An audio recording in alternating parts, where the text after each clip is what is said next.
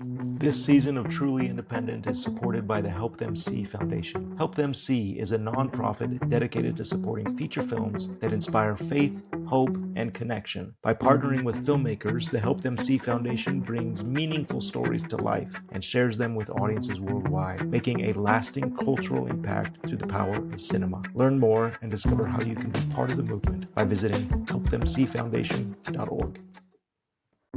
Welcome to Season 3 of Truly Independent. I'm Garrett Batty alongside my co-host Darren Smith. Each week, we'll go in-depth with guests, industry experts, and we'll even share our own experiences, all with the goal of demystifying the independent film process. This season, it's all about the script, from the first spark of an idea to a polished final draft, breaking it down for scheduling, budgeting, and ultimately shooting. We'll walk through every step it takes to get from page to production. Welcome to Truly Independent. Welcome to another episode of Truly Independent. I'm your co-host, Garrett Batty, and with me is Darren Smith, the other co-host. Darren, you have a guest with you already. Already at the beginning of the show, we're just going to get right into it. Everybody, welcome Ross Booth to the show. Thank you. Sound effect. Insert crowd sound effect here. Can you put that in? That'd be great. Yeah, Ross, I think you're already overestimating the production value of Truly Independent, what this is. But look, we're about independent film. We're about demystifying the independent film process. And for this entire season, we've been talking about the writing process. And so I'm excited for this episode because some of the projects that we have been hinting at are now going to be revealed as per Darren on this episode. Darren, it looks like you're in another hotel room, debuting another hotel room. Yes. I'm just, a shill for Marriott brands. So, just a different hotel every week. At some point, they'll pay attention and start comping my rooms. All right. Well, if Bill or any of the Marriott clan are listening, you heard Darren's request. There we go. So where do we find you this week? We are in Manhattan. We are in Times Square, New York. We are doing another preview of Brotherhood, a cinematic musical, tonight at Open Jar Studios. And we've talked about that on the show, this idea of these, script previews. Then Ross really was the one who started it all. And maybe that's a good place to kick off because, about a month and a half ago, are we 6 weeks out at this point? 7 weeks ago, Ross, we should go back even farther than that, I think, to give people the full story of how this happened. You bet. But for context, maybe we do a little announcement here, Garrett. This is the first film that we're producing through Producer Fund One. So you are producing through Producer Fund One, yes. Yeah. So we crossed $1 million milestone, and I've kind of updated the structure of the fund to say every $1 million unlocks a movie. And so here we are. We've unlocked a movie. We are actively developing this thing with the plan to shoot in the spring of 2026. And we have been off to the races for over a month at this point already together, as we've kind of been alluding to over the last couple of episodes that we've been talking about my travels and all this stuff. So if we go back, Ross, let's bring you into the conversation here. Sure. But we go back, I think, 12 weeks at this point, and you and I sat down for lunch because you had talked about online, you've got this idea for a project, and I said, we need to have lunch. Well, so, I mean, I hate to be the guy who does this on this particular podcast, but I think we should talk about LinkedIn. What's that? We've never met. I'm unfamiliar. LinkedIn, if you're listening. Yeah, add that to the list right after Marriott. We're just about 12 weeks ago. I think it's 11. Yeah. Doesn't matter. 11 or 12 weeks ago. People are going to be listening to this for years to come. That's right. 11 or 12 weeks ago, I announced that I was pursuing a musical film project. And my history is very much in kind of those two realms. And the sweet spot for me is where those two things meet, music and film. And I had a break, which never happens for any of us, right? But I finished a series of big projects. And then I was kind of staring at, okay, well, do I go keep chasing the next, whatever those last few things were, or what is it time for now? And the answer was, it's time to do something that I've really got a lot of passion about. And I've got a lot of passion around movie musicals, but I've got even a lot more passion than that around bringing film and music to bear to tell stories that matter. For me, and I think for a lot of people, music has this amazing way of opening up hearts, helping us to feel deeply, helping us to kind of get at the essence of our humanity.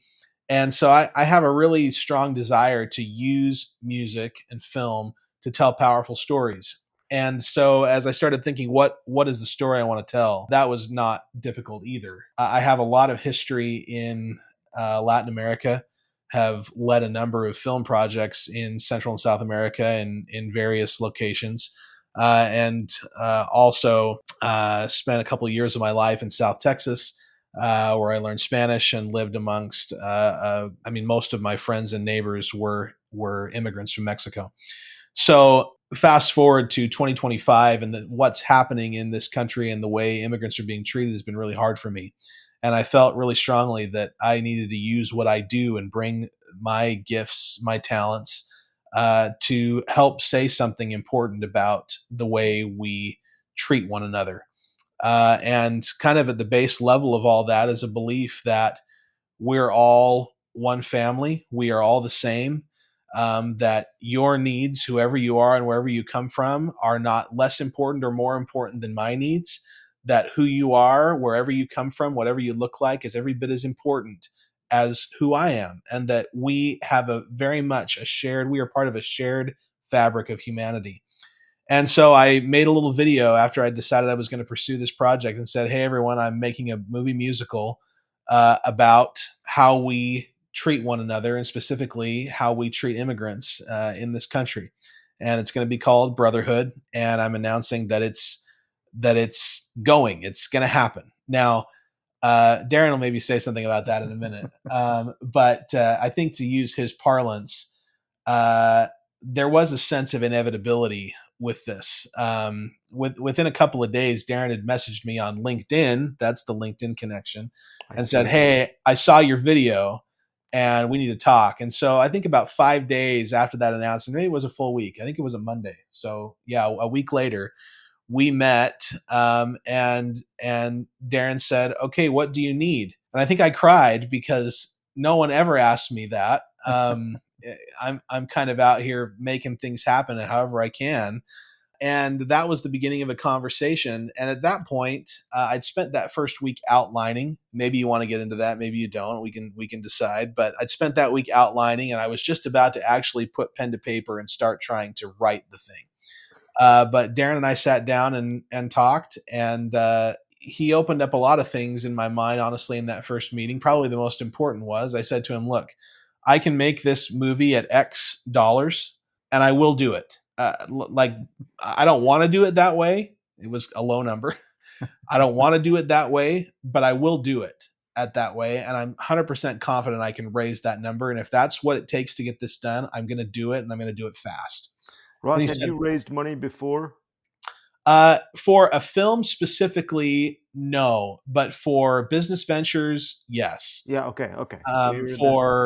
For other kinds of creative projects, yes. So I do have some background there, but this is the first raise specifically for a film. But I'm not going to call you out for separating film as not a business venture, but you should listen to the previous episodes of this podcast. Yeah. Well, let me clarify. I know, but I do think this is really important for your listeners, because sometimes we want to act like they're two separate things, right? But the people who are having success at raising money for films are the people who are saying this is a business, and we are taking responsibility for it as a business. And I think one of the things that has helped us to be successful as we've moved forward, and maybe we'll say more about the raise, but that clarity, and especially Darren's clarity in terms of the structure of the fund and whatnot, has been important for people to say, oh, okay, this isn't just some creative dudes who are like, hey, we're going to make a movie. No, we're coming to this at the outset saying, not only is it our desire to ensure that your money is returned with a handsome return, but we're committed to it, and we have a plan for how it's going to happen. Yeah. And I think that's a game changer. So it 100% is a business. Yeah, exactly. That was okay. All right, we are Did I definitely solve that? all we're definitely all on the same page there. Ross, you're back in the good graces of Off the the hook. Thank you. Thank you. podcast. Okay, so no script at this point, no script or no music. Music had been written. No, Okay, nothing. the Nothing. idea and the passion behind this. You do the Yes. LinkedIn post. Darren sees and says, "Let's go to lunch." Yep. You guys knew each other though prior to this. Yeah, we were both at BYU at the same time in the music program. I knew his Okay. dad probably better than I knew Ross because he Yeah. was involved in the music program back then. But had never worked together. I mean, similar to your and my story, Garrett, we knew each other for 10 or 12 years before we ever worked together. And so Yeah. I'm just expanding that to now 20 years that we knew each other before we'd ever worked together. Yeah. Okay. Well, okay. How exciting, because this is Darren's model of like networking through LinkedIn and finding projects and then coming in with what they need. Yeah. So that lunch went well, and apparently you talked about expanding the budget. Yeah, I Or mean, I think the key thing I walked away with that day was Darren essentially said, "Look, you can do it that way.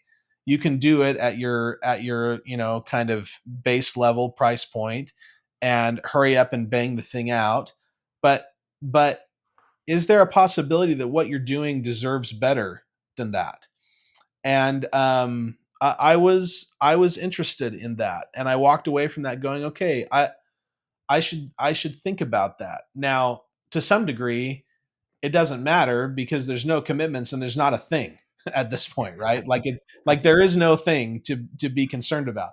yeah, But I put that in the back of my head, and by the time Darren and I reconnected about 4 weeks later, I had thought pretty long and hard about pursuing a budget that might be more aligned with doing something that was really great. yeah, And so over that next 4 weeks, is it time for that? yeah, yeah, yeah. You did. So over that next 4 weeks, I took that outline, and I'm going to be saying a bunch about outlining coming up on LinkedIn, so it might be worth coming by and checking it out, because for me, outlining in this particular case was the silver bullet that enabled this thing to get off the ground quickly. Gotcha. Instead of sitting down to write and being like, okay, what is this? Because of the week that I'd spent really mapping the thing out, I knew what it was. That's not to say that what it is now is exactly what it was then, but pretty much the overarching line and all of the key scenes were established in the outline. So that when I started writing, it wasn't a gosh, gee whiz, what am I doing? It was Yeah, execute on the thing. yeah, And yeah. that was huge. And maybe that was your point. That is a vital tip for writing and executing in any capacity, right? There might be this idea, this kernel of an idea or this passion behind it. Yep. And I think it would be very easy to just stifle that by getting stuck with the blank page. Yeah. But if you take that passion right out the outline, whatever, it's a beat sheet or something, Yep. that when the work has to back up the passion, okay, this now can continue to flow. Yeah. Yeah, I think it's a bit romanticized to think that you can just go and write and discover what happens and those things. We hear about that a lot. I was just at a writers conference in Austin, and you get a lot of that romanticization of Mhm. writing, which I get that. I love writing too, but when you're working towards an outcome and it's a business related outcome, Yeah. there has to be a professional aspect to it. That doesn't mean you have to write in 4 weeks and come up with 15 original songs and an entire screenplay in a month, but it does mean that you got to take it seriously, and it can't just be a romantic thing that you like doing and it's just for yourself if the goal is to have a business outcome. And maybe a good word there is rigor. Hmm. It's like the outlining process. It is rigorous. Like it's not beautiful. It's not what's the right word? And Garrett, I'm sure you've experienced this. I think sometimes when as artists, as creators, we like we want to sit down with our thing and lay it out. Like I want to have the creative experience. And ultimately, that's all fine and well, but like Darren says, that doesn't necessarily lead to the kinds of outcomes that we're trying to have if what we're running is a business. Mhm. Yeah, It might lead to interesting creative outcomes, but those interesting creative outcomes aren't always targeted to what needs to be accomplished here. So the rigor of outlining for me was the setup to be able to move quickly towards an outcome that would start to generate the kind of enrollment that was needed to get the project off the ground. Yeah, it's a process, right? And there's that creative like idea and clear, probably a very clear vision in your head of what this is. Yep. And then I feel like through each step of this creative process, there are the mechanics of getting it to the next step. And Yep. those mechanics are sometimes that is the obstacle, or that it can honestly enhance or flatten that creative, whatever it is. Yeah. And so, yeah, we want to try to do our best to eliminate or to smooth out or just trim down those mechanics. That's right. All right, and you guys are doing that now. So you're now with a script, and we've talked about the read throughs that you've done, Yeah. or the the performative read throughs. Yeah. Do you want to touch on that? So, I mean, during those 4 weeks, we went from outline to full. I think the first screenplay draft was 98 pages, and it had 15 songs. And I mean, 4 weeks after Darren and I met, I invited Darren and a group of about, I don't know, it was just under 20 people probably, to a reading. And I basically sat down at the piano and I read and played the thing from start to finish myself. And it's maybe a little bit awkward, although frankly, I love it. And I think it's a bit of a silver bullet of this music driven content, is that if it weren't for the songs, it certainly wouldn't make any sense for me to sit down and read my own screenplay front to back. Like, that would be weird. Like, I'm going to sit here at this table, I'm going to read these 8 characters, right? But because of the music and the way the music is carrying it together, it makes sense that I sit down at the piano and I carry you through this experience and I read all roles. And I give you the flavor of kind of the line, of the emotional line of this thing. And that first reading, it was a Friday night.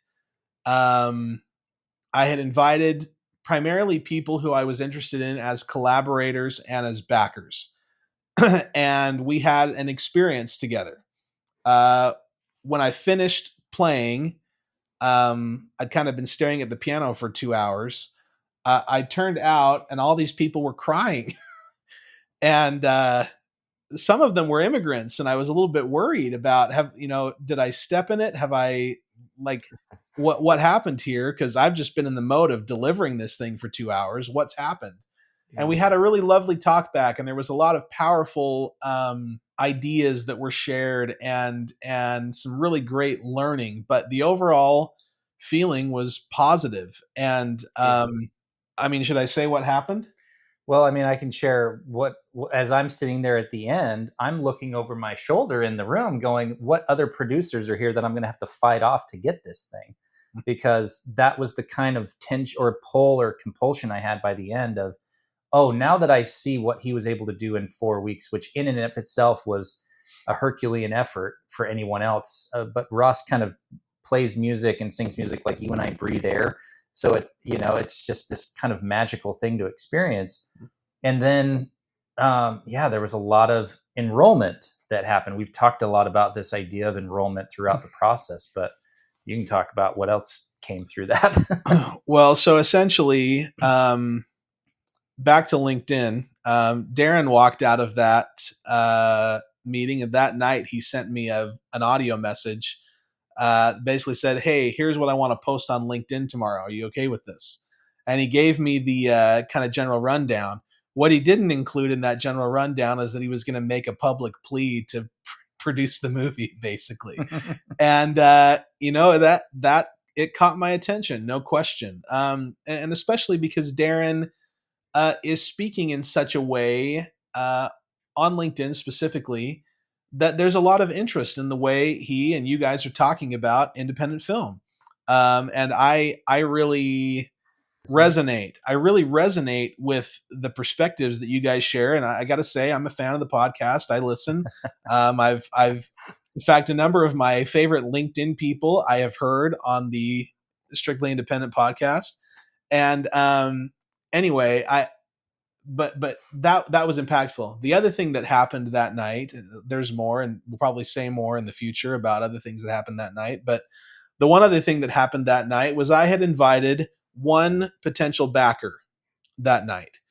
I'm pretty choosy about who I want to be associated with when it comes to funds. I want to work with people with whom I'm aligned on a principle basis. And I had invited one person who I knew I was really aligned with. And that person came down after the reading, and I just had been talking to Darren, I think.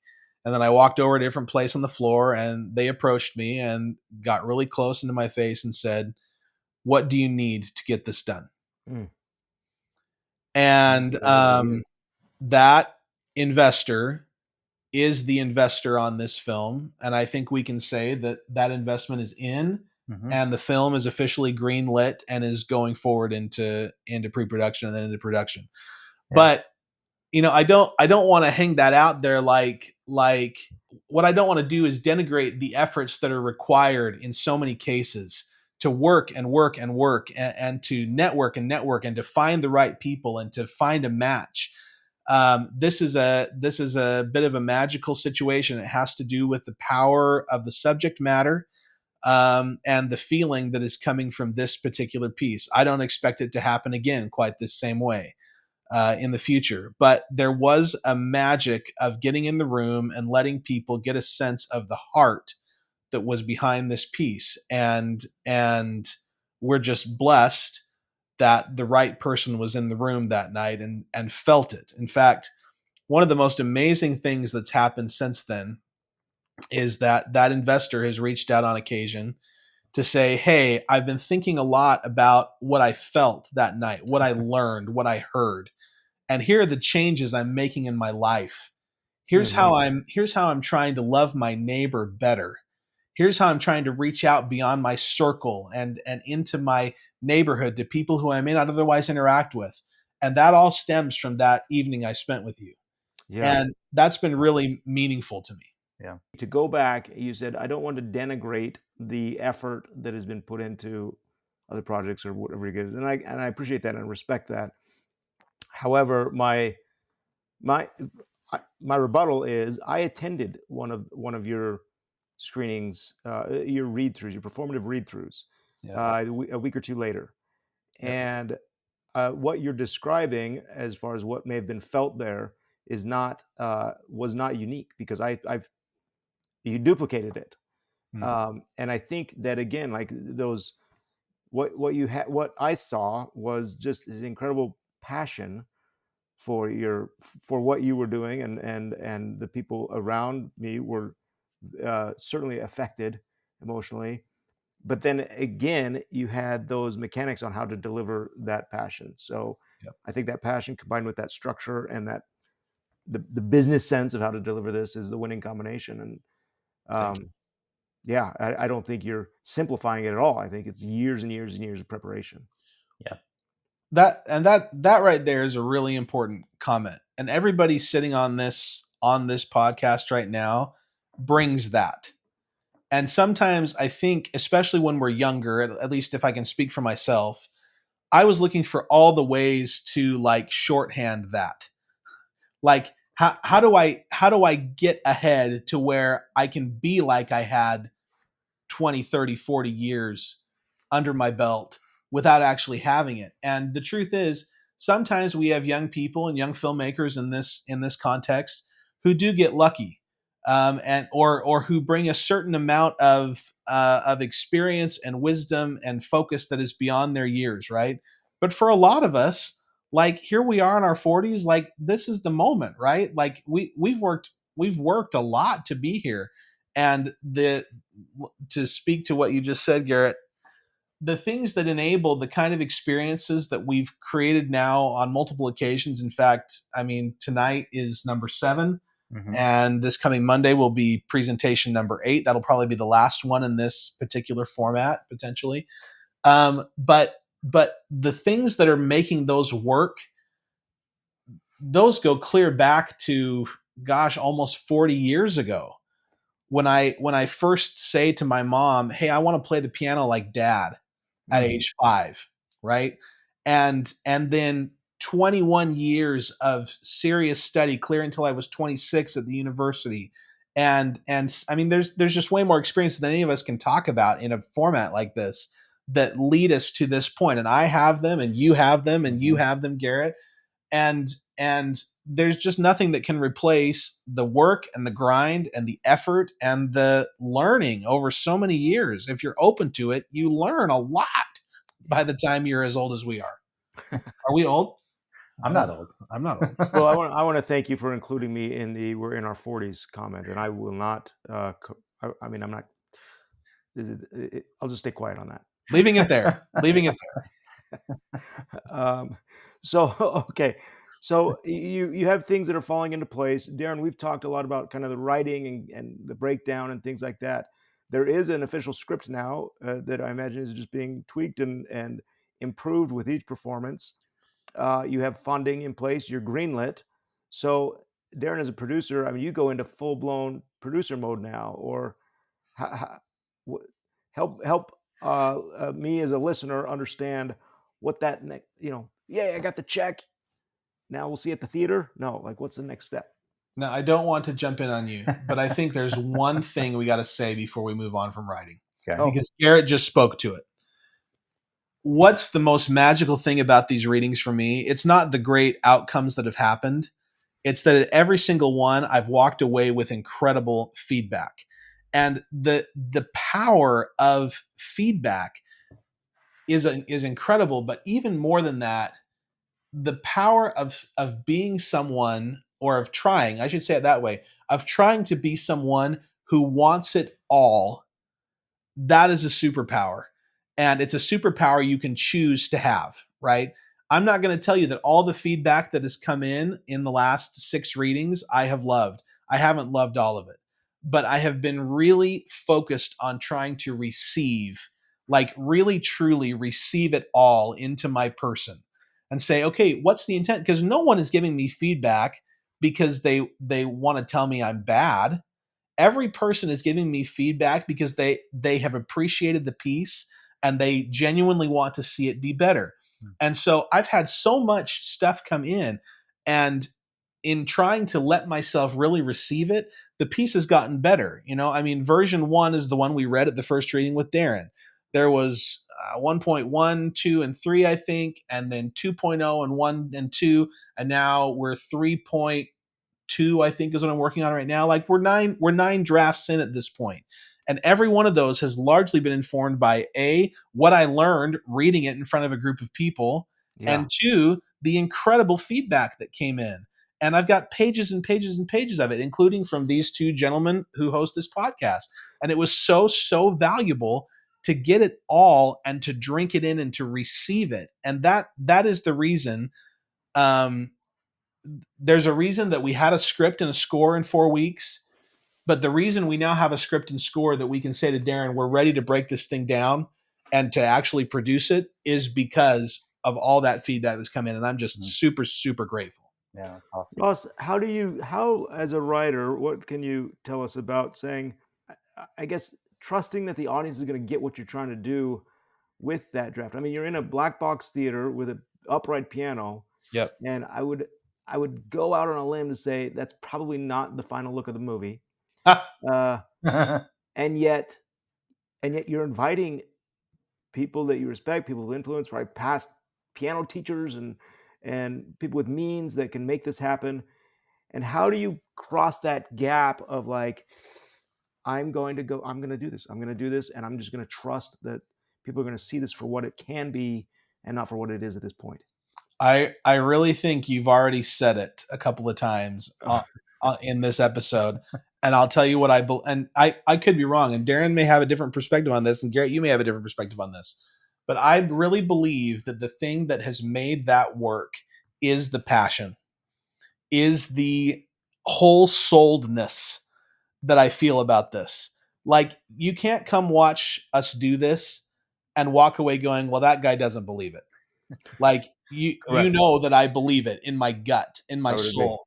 And I don't, frankly, I don't want to do a project that I don't feel that way about. it's really important to me. Like I can't do what I do. I can't bring what I have to the table if I'm not that invested in it. And so I know I said that the music is kind of the silver bullet, but I'll tell you, I think I could probably get up and read you a script without music that I'm as passionate about as this one, and it would probably work.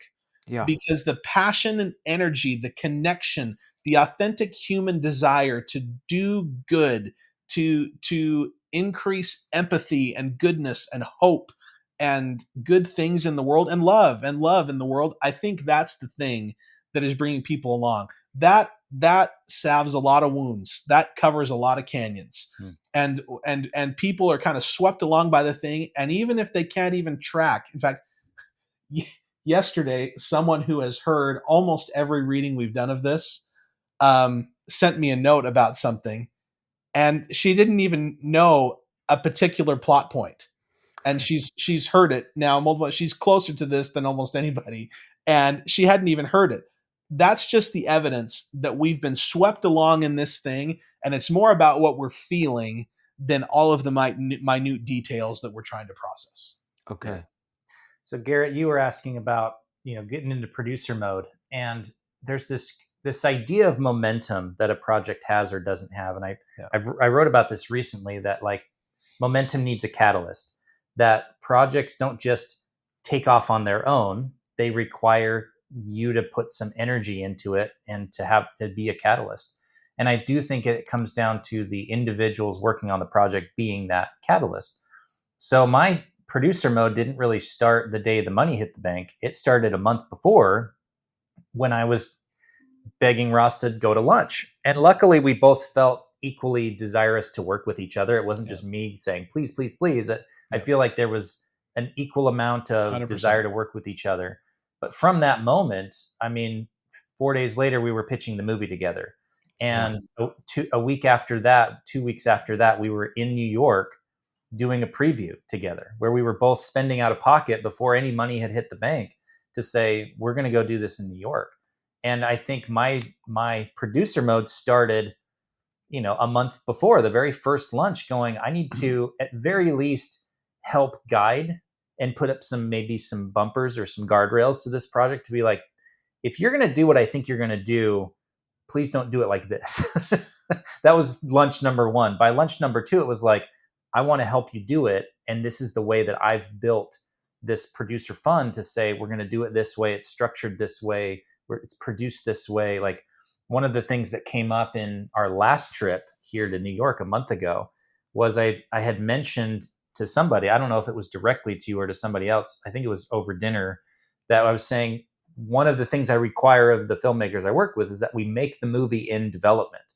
That we have to have something tangible that we can watch and go, does this work, before we commit to going into production. And Ross kind of a week later was like, by the way, I'm not going to do that. I was like, you're already doing it. What are you talking about? Like, we are literally reading the entire script for an audience of people, and then you're iterating on it. You're doing the thing that I said we should be doing, which is making it and putting it in front of people and getting feedback. So the idea of momentum, I think, when I step into producer mode, that's what I'm thinking. I'm thinking, how do I put some immediate energy into this, and what direction does it need to go, and how does that energy need to be focused in order to have the greatest leverage and impact? Yeah, and I got to say that Darren's been absolutely brilliant that way, and I think there's something to be said here. And I don't know if I can say it very well, but I'm going to try. Darren took a risk on this project. He essentially said, I want to do this before it was sure it was going to be done. Now, we had an interesting fundraising process on this, but when Darren said, I want to do this, that was a commitment before it's very clear how you're going to raise this money. That was what it takes to get from here to there. I'm in for. And I think that's really important, and it engenders an incredible amount of trust for someone like me. I in the past, I'm a writer, director, producer, right? I mean, I've been the guy to kind of carry all pieces.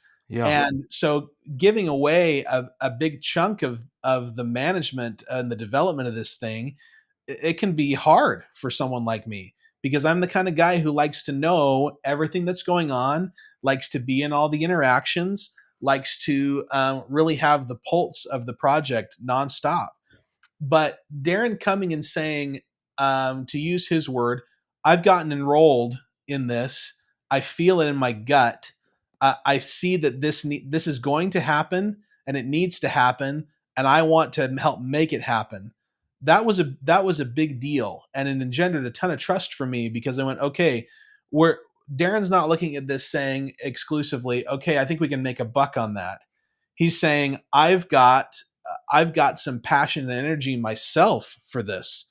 I feel it, and I see that it's going to happen, and I want to be part of making it happen. That's a totally different conversation. Yeah. Well, I think you've described. I think Ross, you and I share similar personality traits on that, and I think Darren is a great kind of He offsets that very, very well. So Yeah. that's fantastic. I I'm so excited for the project where it is right now, and I anticipate its great success. And as you continue to this next step, I'll tell you what I'm really excited about is Darren. We're almost at the end of the season with this, right? Because once we get into production, then we're at a new season for the podcast, which is All right. pre-pro and production. It's pretty Um, nuts. Before the podcast, Ross and I were talking about this idea of like you just kind of have to go make it happen. Like we are physically traveling to New York to put on these things and inviting people, but something about the decision and the effort to show up and be somewhere creates a tension and a pull for people to show up and be a part of it. I did the same thing with this trip 2 weeks ago, over the last 2 weeks of going to Newport Beach and AFI in LA and then Austin. Just being there physically in person pulled people in, and we had these amazing lunches and amazing meetings with investors, and like there's some urgency to it, and there's this sense of this is inevitable, so if you're not going to be a part of it, we're going to do it without you. And we're seeing that with actors, we're seeing that with producers, investors, we're seeing Yeah. it with collaborators, that you put the same messaging out and 1 out of the 5 is the one who's like, oh, I'm there, I'm going to drop everything and I'm going to be there. And you go, well, that says a lot. Yeah.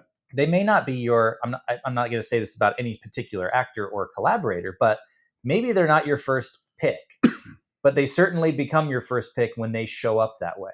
And there's something about the act of showing up and being present and doing the thing that creates a lot of this momentum, creates a lot of this energy, and really turns it into this thing that is happening, is going to be there, and is inevitable. So the steps between now and release, we know what a lot of those are. We've done that a number of times, but we don't know exactly how it's going to happen or what day it's going to happen, but we're going to keep showing up every day until it happens. Well, and I think part of that too, just to really tie into what you just said, I think sometimes when we take the approach you're talking about, rather than celebrating the one who comes in the door, we spend our time mourning the other 4 who didn't show up. And to which I go, no, I mean, I don't want to get like mystic here or anything, but let's acknowledge that the right people for the project are the people who taste it. We got a message an hour ago about someone we're going to meet with tomorrow that we're really excited about.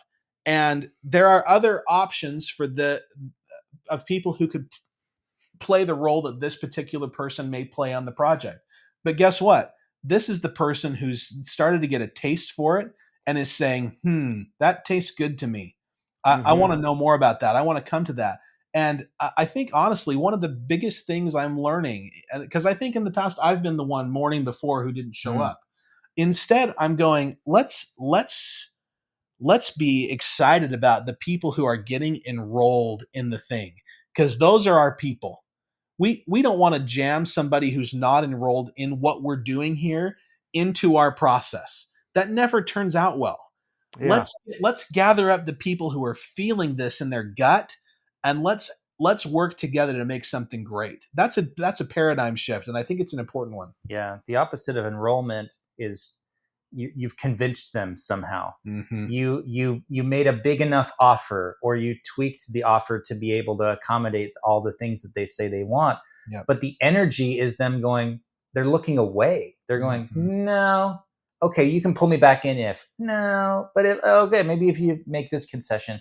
That's not the energy you want on set from an actor, from a cinematographer, from a collaborator, from a producer who's just there in physical form, but not emotionally or mentally engaged in the process. So I think that has been something that I've thought about in the past, Garrett, but maybe hadn't codified or put into a practice or had a system for enrolling people. But it's become this shorthand that we talk about all the time of who's enrolled, and let's lean into that and not worry about how do we convince so-and-so to do this thing they don't want to do. Yeah. Well, there's wisdom. I think there's wisdom in that, and I agree. And I don't think it's too mystic to say that the project will attract those that need to be involved. And as I think there's clear evidence that that's already happening. So I think that's a very healthy mindset. Very, very cool. Yeah. Okay, so I mean, this is an official announcement, or this is supports whatever official announcement is happening, that Brotherhood is greenlit, it is moving forward. And is there anything that what do you need? What can people do to help? Great question, producer. No, just kidding. I have answers. I want you to go first. one of the things that we're really passionate about on this project right now is that we're audience building right now. And I don't really love that term because it feels transactional. It feels like we're trying to attract your money. That what we're trying to attract is your heart, because we're trying to make a change here. We're trying to help people see their neighbor in a different way, and in a way that creates positive social change and growth and increases the amount of love and goodness in the world.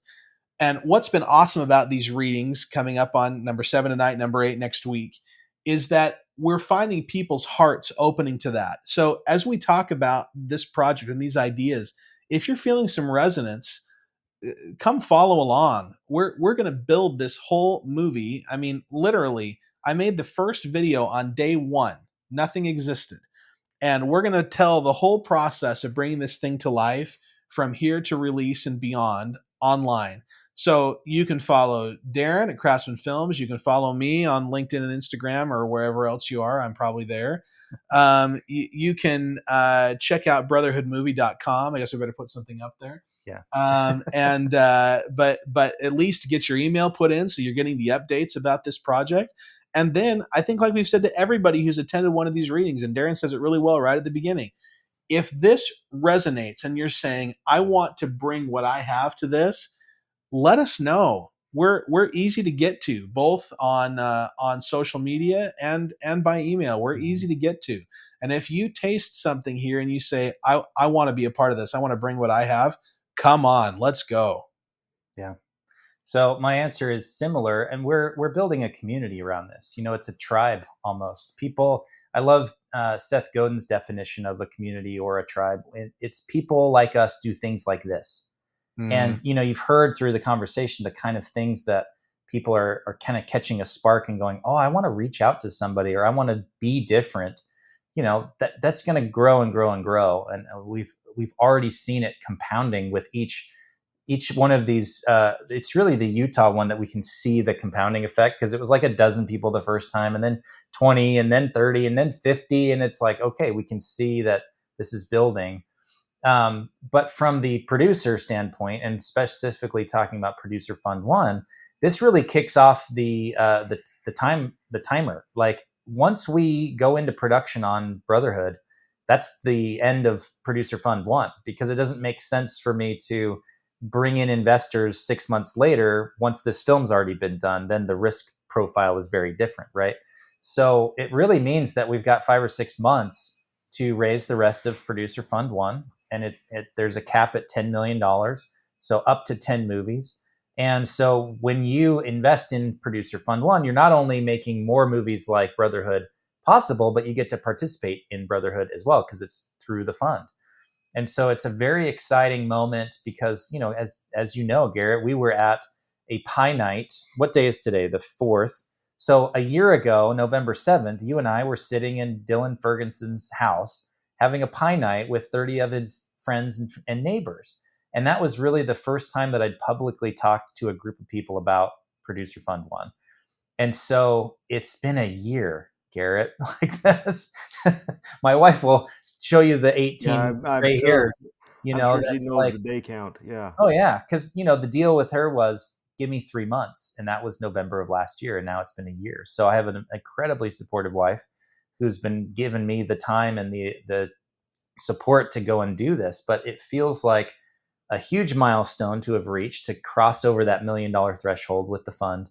And now everything, the energy of that is now that's a catalyst for other interest in the fund. And so we already have more interest coming in. If you're listening to this or watching this and going, I really want to learn more, then you got to reach out, head over to my website, go to the fund page and see what it's all about, or just reach out, leave a comment, whatever, send a carrier pigeon. I'm available to have these conversations, but we are looking for aligned investors who want to come in and participate in making meaningful media and telling stories that resonate and help change people for the better. So if that's you and you want to have a conversation, that's my invite for the audience to come and have a conversation.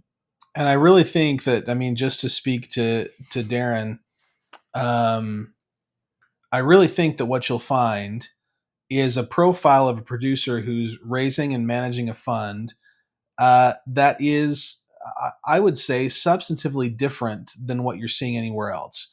I'm seeing not only, a commitment to the kinds of media that I would want to see made as a father, but even more importantly, for an investor profile, I'm seeing a rigor from a business sense that's not only there on the page, but it's also supported in past work. It's historically supported. So it's really worth checking into if you have an interest in investing in indie film. This is an opportunity worth looking at, and maybe you can get one of Darren's hoodies at the same time. Invest in indie film. There you go. I'd be hard pressed to ever pass up a hoodie. You got a hoodie, right? Didn't you get a hoodie from the retreat? Or did I not? I'm a fan of the hoodies. Yes. I will make sure you have a hoodie, Garrett. You should have a hoodie. You probably should. Better get to work on that. I would wear it. I would. Well, you've given Darren. I've got a Blockbuster Video hoodie from you. That's true. I can still wear. So yeah, I am not shy on hoodies. So thank you. This has been fascinating, and I feel like I hope that this has been helpful to those listening, and I think it has been. You guys have. You define what truly independent is, from getting this kernel of an idea to building a team to now executing what we're doing with independent film. And I'm excited to follow your progress along. How wonderful that Darren is the co-host of the podcast. So by default, no matter who we're talking to each week, we're going to get updates on the progress of the movie. And I cannot wait to support it and champion it and help out wherever I can, and continue to applaud your success. So thank you. Thanks for sharing this. Thank you. Great. Darren, another good episode. I don't know if you switch hats now from guest to host, but I feel like I've been edified because of it. So thank you. Yeah. Well, and how cool that I think it echoes the thesis of Truly Independent, that we're breaking news on our own podcast. We're not reliant on, the Hollywood media complex to grant us some website space that 4 people are going to look at. Like we are in every aspect, the funding, the producing, the writing, the every aspect of this thing. And now we're talking about PR. What does truly independent PR look like? It means you have your own platform and you have an email list and a LinkedIn presence and a podcast where you can break the news yourself. And if the media wants to come in and then do a follow-up or do an exclusive or whatever, they can do that, but we don't need them to keep moving forward. And I think that's just another thing that came to mind as we're in the process of doing this in real time. It's been such a cool opportunity to just kind of go, oh, well, typically we would do it this way, but what does it look like to do it truly independent way? And then we just figure that out and we do it, Well, and it's just like what Ross was saying, let's not lament the 4 that didn't show up. Let's celebrate those that did. And the conversation is so often echoed today of, Hollywood's broken and film is broken. And boy, thank goodness it is, because it just gives us this type of opportunity. And I think that this is why it's breaking. So keep it up. Yeah, well said. Really well said. Okay. Well, good. Well, thank you for the update. Thanks for checking in. And that concludes our episode. Again, if you have questions, reach out. Go to Truly Independent, wherever we're found on the web. I don't know. 3coinpro.com/podcast. Thank you. And we'll help you out there, or go to LinkedIn, because you will definitely find Darren, Ross, and I'll chop in there every once in a while. Someday Garrett will get on there and join us. I'm on there. I've got a profile. I'll dust it off. I promise. Start There you posting. go. That's right. There you go. All righty. Thanks, you guys. Good to see you. Thank Good you. luck today. Take care. This season of Truly Independent is supported by the Help Them See Foundation. Help Them See is a nonprofit dedicated to supporting feature films that inspire faith, hope, and connection. By partnering with filmmakers, the Help Them See Foundation brings meaningful stories to life and shares them with audiences worldwide, making a lasting cultural impact through the power of cinema. Learn more and discover how you can be part of the movement by visiting helpthemseefoundation.org. Thanks for joining us. If you are enjoying Truly Independent, please share and subscribe so you don't miss the rest of the journey. Today's episode was edited by Michael Bradford and produced by 3Coin Productions.